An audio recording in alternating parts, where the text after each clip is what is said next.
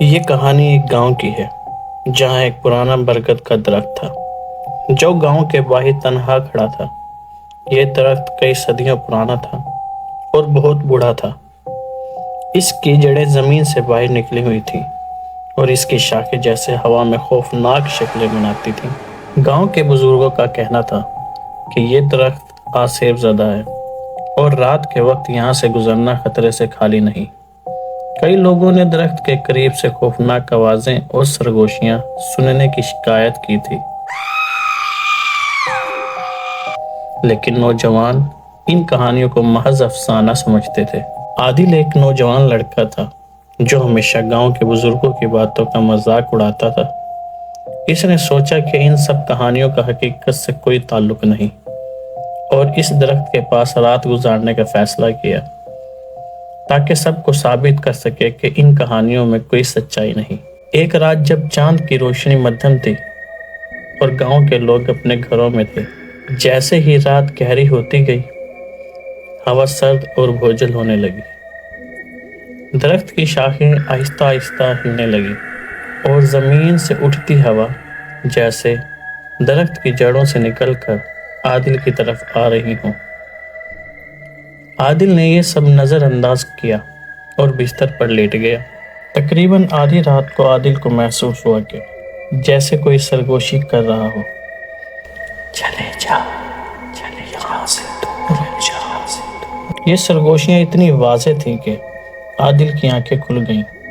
اس نے چاروں طرف دیکھا لیکن وہاں کوئی نہیں تھا۔ اس نے دل کو سنبھالتے ہوئے دوبارہ آنکھیں بند کی، لیکن پھر اسے محسوس ہوا کہ درخت کی ایک شاخ آہستہ آہستہ نیچے آ رہی ہے، جیسے کوئی اس کے قریب جھک رہا ہو۔ عادل نے خوف زدہ ہو کر کھڑے ہونے کی کوشش کی، لیکن جیسے ہی وہ اٹھا، اس کے پاؤں میں درخت کی جڑیں لپٹنے لگیں۔ وہ پوری قوت سے انہیں کھولنے کی کوشش کر رہا تھا، لیکن جڑیں اتنی سختی سے لپٹی ہوئی تھیں کہ اس کا نکلنا ناممکن تھا۔ اچانک درخت کے اوپر سے ایک خوفناک آواز گونجی، تم نے میری جگہ کیوں چنی؟ یہاں کوئی زندہ نہیں رہ سکتا۔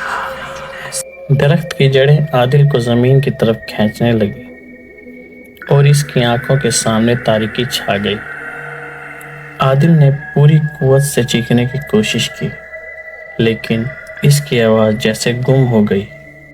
اگلی صبح گاؤں والوں نے عادل کو درخت کے نیچے بے ہوش پایا، لیکن اس کا چہرہ سفید تھا اور آنکھوں میں خوف جمع ہوا تھا۔